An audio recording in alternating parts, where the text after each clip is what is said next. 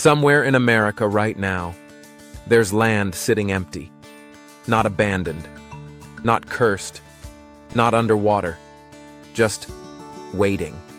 Entire neighborhoods where streets are paved, utilities are installed, and the lots are ready to build. But no one's living there. Schools built for children that never came. Streetlights turning on every night for houses that don't exist. And instead of selling that land, these towns are giving it away. Free. No lottery. No trick. No billionaire loophole. Just small communities fighting to survive and willing to hand over land to anyone bold enough to say yes. Because if no one moves in soon, these towns disappear. Before we start, subscribe. Not for me, for the towns on this list. Every view, every share, every comment pushes this video to someone who might actually move. And keep one of these places alive. You're not just watching a video. You're deciding whether communities live or vanish. And by the end of this list, one of these towns might change your life. Let's begin. The American dream used to be simple. A piece of land. A home you built yourself. A town where people knew your name. But over the last 50 years, opportunity pulled everyone towards cities. Jobs centralized. Housing prices exploded. Rural towns emptied out. And now thousands of communities are facing the same terrifying math. More people leaving than arriving. Schools closing. Hospitals shutting down. Main streets turning into ghost corridors. So some towns did the unthinkable. They stopped trying to sell land and started giving it away. Not as charity, as survival.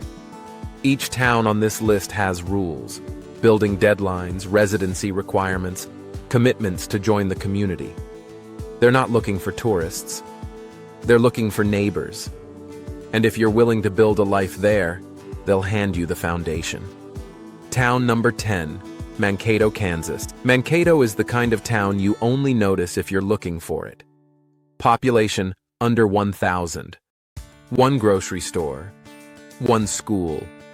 One main street that still believes in itself. And dozens of empty lots. Years ago, city leaders realized something painful. Young families weren't staying. Kids grew up, left for college, and never came back. The town wasn't dying dramatically. It was fading quietly. So Mankato created a free land program. Residential lots. Utilities ready. Streets paved. Zero purchase cost. All they ask is that you build a home within a set time frame and become part of the community. This isn't a ghost town. It's a town fighting to stay alive. People who move here aren't chasing nightlife. They're chasing stability, affordable living, a place where neighbors still show up when your car won't start. And for some families, free land isn't just attractive. It's the only way homeownership is possible. Town number 9, Curtis, Nebraska. Curtis calls itself Nebraska's Easter City, not because of tourism, because this town believes in rebirth. Curtis runs one of the most aggressive land incentive programs in the country. Entire subdivisions were designed with growth in mind, growth that never fully arrived. So instead of letting the lots sit empty, they opened the gates. Free land to qualified builders willing to commit to construction timelines and permanent residency. Curtis isn't pretending to be a metropolis. It's offering something cities can't: silence, space, safety. Kids still ride bikes across town. Friday nights still revolve around football games. The cost of living is low enough that a single-income household isn't a fantasy. And for many people burned out by urban life, that sounds less like sacrifice and more like freedom. Town number 8, Elwood, Nebraska. Elwood is honest about its situation. They need people. Population decline isn't abstract here. It's visible in empty storefronts and shrinking classrooms. Every family that leaves echoes through the economy. So Elwood did what struggling towns rarely do. They admitted the problem publicly. And then they solved it creatively. The town offers free lots in designated development areas, fully prepared for construction. Their message is simple: we want you here, not as investors, not as vacation homeowners, as residents, as neighbors. The town invests in new arrivals because every household matters. Every new family means more students, more customers, and more life. This isn't charity. It's partnership. They're betting on you. Town number 7, Beatrice, Nebraska. Beatrice is bigger than the others so far. Around 12,000 residents. A real downtown. Real industry. Real infrastructure. But even cities this size aren't immune to the rural exodus. Young professionals leave. Housing stock ages. Development slows. And empty lots multiply quietly. Beatrice responded with a land grant initiative aimed at attracting builders and long-term residents. The goal isn't just filling space, it's modernizing the town with new homes, new energy, new families. Unlike tiny villages offering isolation, Beatrice offers balance. You get affordability without losing access to hospitals, schools, shopping, and employment opportunities. It's small-town living without total disconnection. And for many people priced out of cities, that trade looks smarter every year. Town number 6, Marquette, Kansas. Marquette looks like a movie set. Brick storefronts, a grain elevator rising above the skyline, a main street that still believes in Saturday mornings. Population around 600. And yet, the infrastructure was built for double that. Decades ago, Marquette expected growth that never came. Streets were extended. Lots were prepared. Utilities were installed. The town invested in a future that stalled halfway through construction. Now those empty parcels sit like paused sentences. So the town did something radical. They offered free residential lots to people willing to finish the story. There's a catch, and it's intentional. You must build within a deadline, because Marquette isn't selling land as a collectible. They're selling commitment. They want houses, not speculation. Neighbors, not investors. And the people who say yes often describe the same feeling. They didn't just move somewhere. They were welcomed. In big cities, you're another face in traffic. In Marquette, you're the new family everyone wants to meet. The town shows up to help you move. Local businesses learn your name in a week. Kids grow up with the entire community watching over them. Free land is the headline. Belonging is the real offer. Town number 5, New Richmond, Wisconsin. Rural development zones. New Richmond isn't dying. It's planning ahead. Unlike some towns on this list that are fighting decline, New Richmond saw the future early. Housing affordability was becoming a national crisis. Young families were getting priced out of ownership before they even started. So they created targeted land incentives in rural development zones. The message was clear: we want builders. We want families. We want growth that stays human.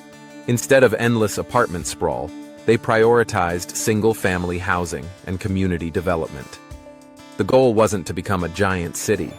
It was to remain livable while expanding. And that's the difference.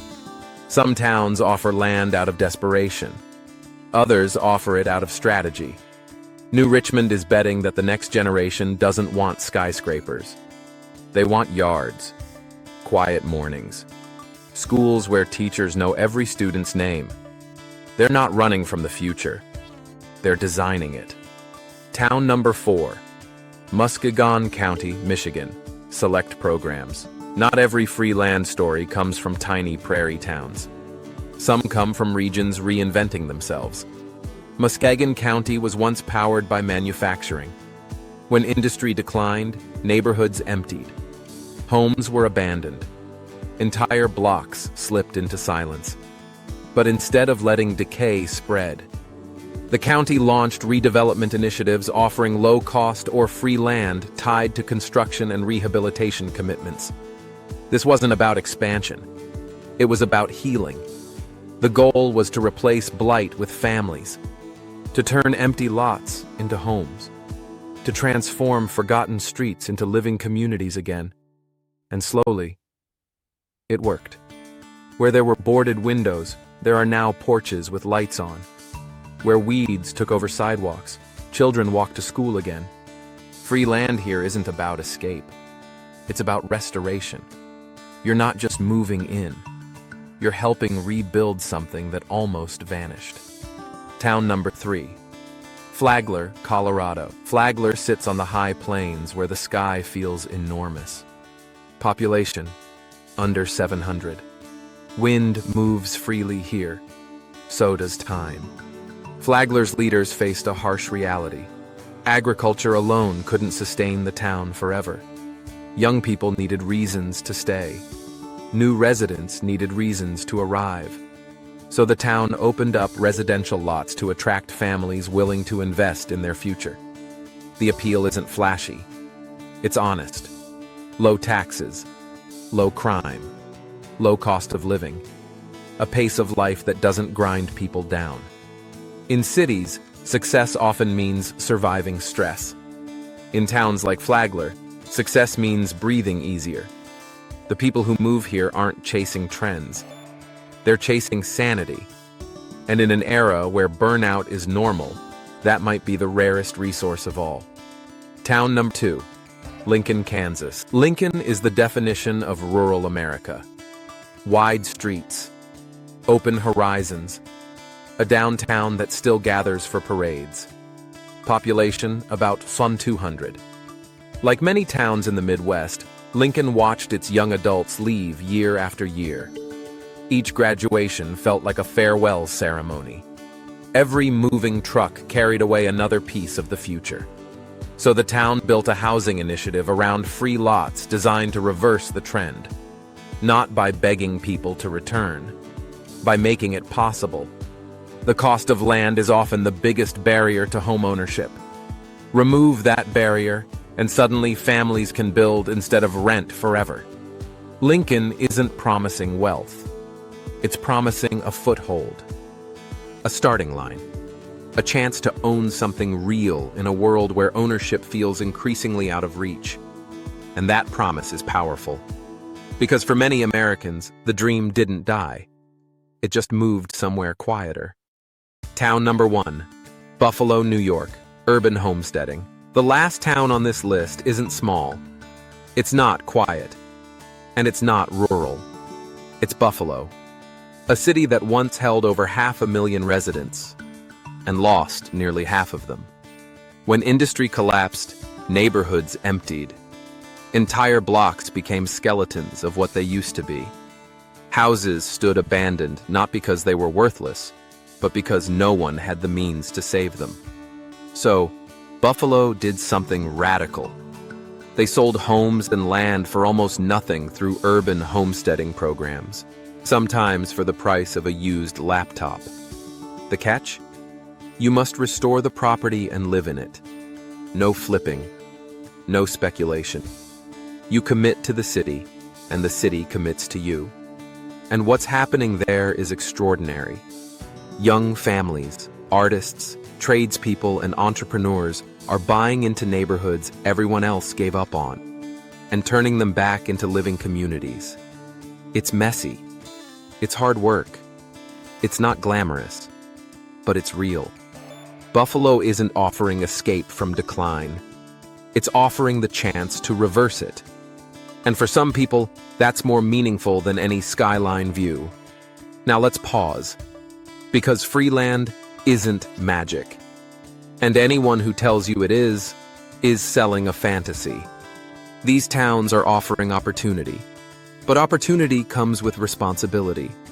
You will need money to build. You will need patience. You will need to adapt to slower living, fewer amenities, longer drives, and smaller job markets. There are no shortcuts here. Free land doesn't eliminate effort. It redirects it. Instead of spending your life paying rent, you spend it building ownership. Instead of competing with millions, you join a community that actually notices you exist. That trade isn't for everyone, and that's okay. But for the people it is for, it's life-changing. Every person who takes one of these lots makes the same discovery. The hardest part isn't construction. It's the decision. Leaving the familiar feels dangerous, even when the familiar is draining you. Cities convince us that struggle is normal, that being overworked, overcharged, and overcrowded is just adulthood. These towns challenge that idea. They quietly ask, what if life could be lighter? What if your mortgage didn't follow you into retirement? What if your kids grew up knowing their neighbors? Moving to a place like this isn't running away. It's running toward a different definition of success. And the people who thrive here aren't reckless dreamers. They're planners, builders, risk-takers who understand that stability sometimes requires courage first. There's something deeply human about land. Ownership isn't just financial. It's emotional. A piece of ground that answers to your name changes how you think about the future. You stop drifting. You start anchoring. Decisions stretch longer. Goals become tangible. That's why these programs matter. They're not giving away dirt. They're giving away permanence. In an age of subscriptions, rentals, and temporary everything, these towns are offering roots. And roots are rare. Somewhere tonight, streetlights will turn on in neighborhoods with empty lots.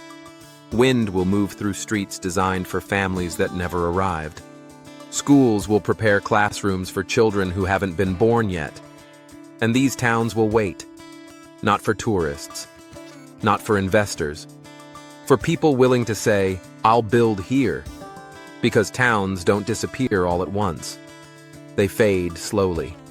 One family at a time. And they come back the same way. If this video reached you, it reached you for a reason. Share it. Not for views. For the towns still fighting to exist. Someone watching this might be the family that fills an empty classroom, opens a closed shop, turns a dark street into a lit porch again. You never know who's one decision away from changing a town's future. Subscribe if you believe communities are worth saving. Because land isn't the thing being given away here. It's a second chance. And those are rare.